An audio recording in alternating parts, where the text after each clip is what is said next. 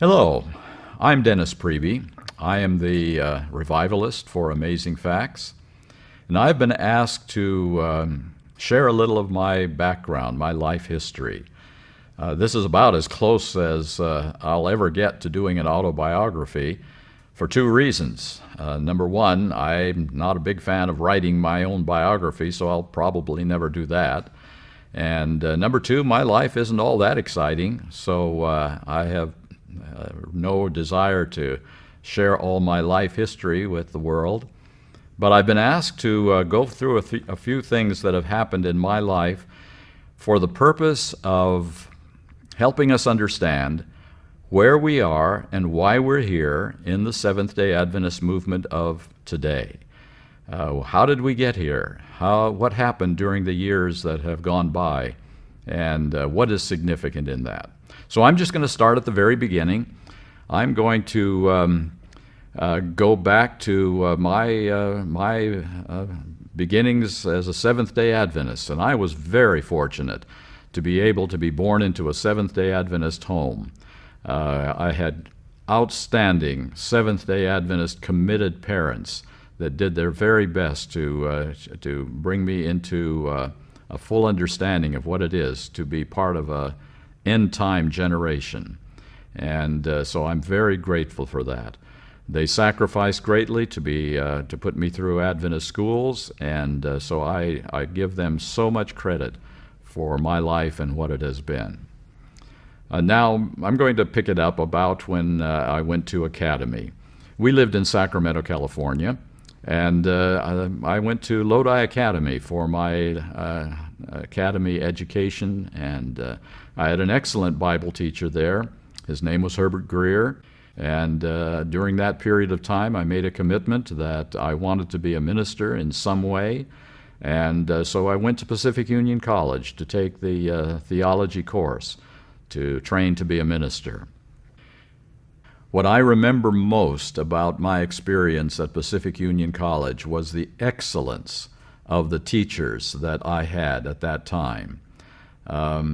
They were men, as best I can tell by knowing what other schools were like, they were the best teachers that I have come across in the Seventh-day Adventist Church in terms of religious teaching and training for the ministry.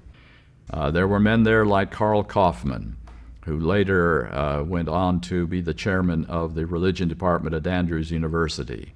There was Robert Olson, who later went on to be the director of the Ellen White Estate in Washington, D.C. Leo Van Dolson, who became an associate editor of Ministry Magazine. And these were the individuals that shaped my understanding of Adventist theology. And then there was W.T. Hyde, who didn't go on to be anything in particular except a great Bible teacher. And he was the one that most helped me to understand what my theology would be as a Seventh-day Adventist.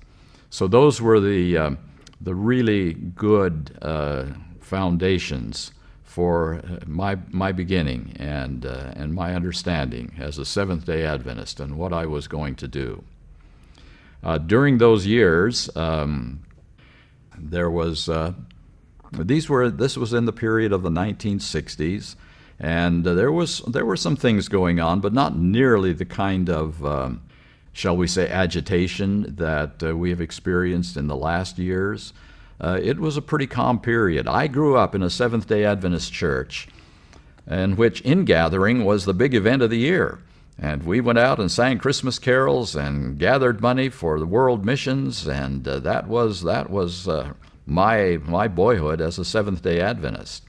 And then there was always the Signs campaign, Signs of the Times, in which everyone was asked to sponsor a certain number of subscriptions to people who needed to understand the gospel and Seventh-day Adventism, and that was my beginnings. Of course, there was Pathfinders, which is still around today, and the things that normally a Seventh-day Adventist child would be part of. So that was my roots in the Seventh-day Adventist background. So at Pacific Union College, was able to learn from some, I think, of the very best minds in Adventism, and to understand what the issues really were. And so I began to try to formulate my own thinking, my own beliefs, my own thoughts. And again, I credit Elder W.T. Hyde for so much of where I am today and what I have believed. And again, not too many people know of him. He's not a famous figure, but many times it's that way. The ones that are least out in the front and are the stars are sometimes the ones who help the most to form backgrounds and share. So that again was my experience. I was called to be a minister, a young minister at that time. I told the Lord that if I'm a Northern California boy, grew up in this area, and I told the Lord privately that if there's any one place that I hoped He wouldn't call me to, it would be Southern California. Guess where my call came from? Southeastern California Conference. And that's where I began my ministry. I was an intern for a year at San Diego Broadway.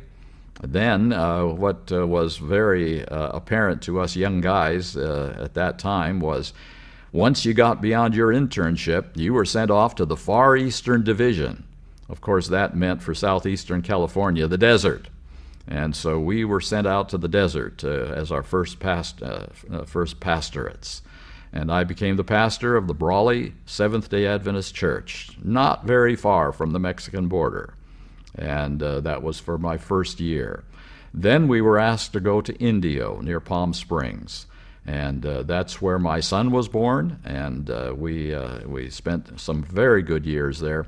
I'm really, really thankful for the lay leaders of churches like that helped me to know how to relate to people and how to be a pastor. They taught me more than I taught them.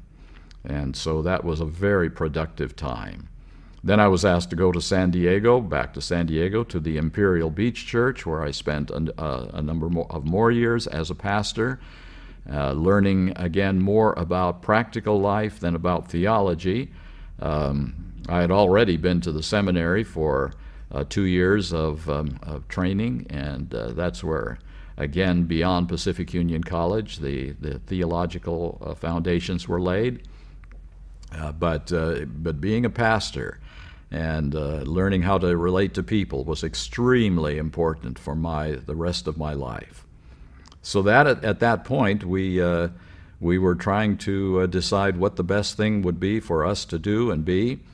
I was ordained at the Loma Linda Seventh-day Adventist Church, one of the largest churches, of course, in the denomination. And my son was actually born at Loma Linda University Hospital. And so that, again, was the very, very foundation of where we were. It was after that, when we were living in San Diego, that I received an invitation to do something that I had never done before in my life, and that was to teach in the classroom at Pacific Union College. And so that became a part of a decision-making process, because I had not trained to be a teacher. I had trained to be a pastor. And so this was a brand new experience for us, a new challenge. Would I be effective in a classroom experience at a college level? And the reason that I considered this very seriously was that I remembered the quality of the teachers at Pacific Union College, the education that I had received there, and those teachers were still there. They were still a part of that religion department faculty. And so I thought to myself, where better could I be mentored and guided except by teachers of that quality? So we made the decision to join Pacific Union College and the faculty, the religion department faculty there, and try to learn what it was, how to best be a teacher, in the religion department for both general students and theology majors. And that became the challenge of that time. The first year was a kind of a tough year to try to put together course schedules and syllabi and get all the lectures arranged for the very first time in my life. And I can just say, I am so grateful for people like Carl Kaufman, who became a real mentor to me and guided me and gave me very, very good direction as to how to be effective in the classroom.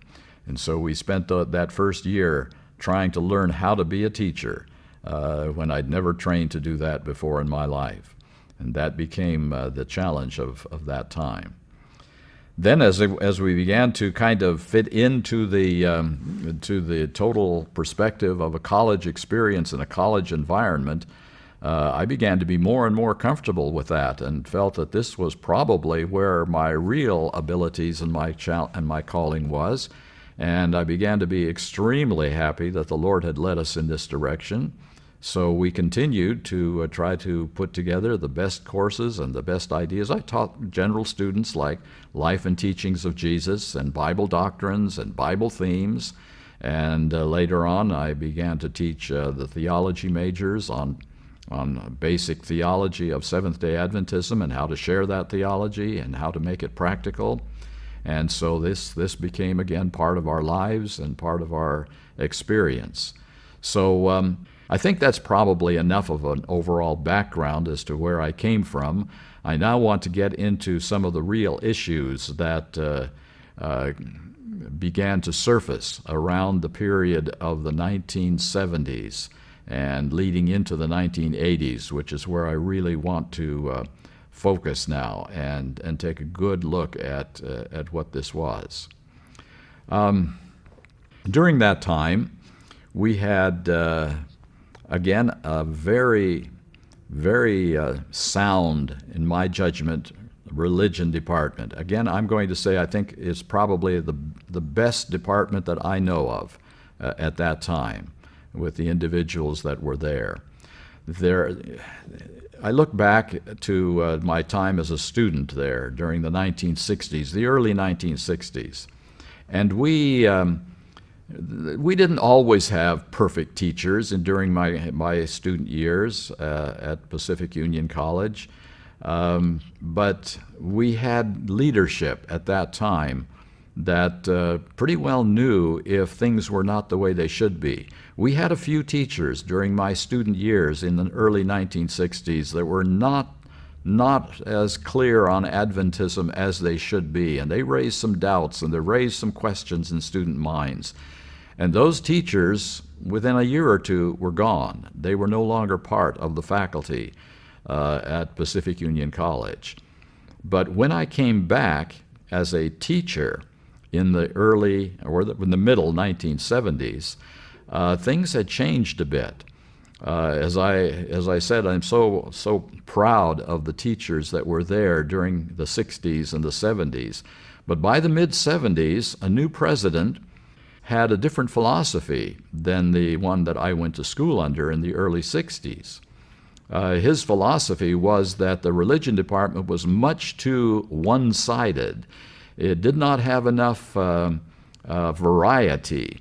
There were not enough different viewpoints expressed. And since we live in a society in which people like to have different viewpoints and society was moving into different ideas, we need to have a diversity of experiences in the religion teaching at Pacific Union College. And so the ones that I had been so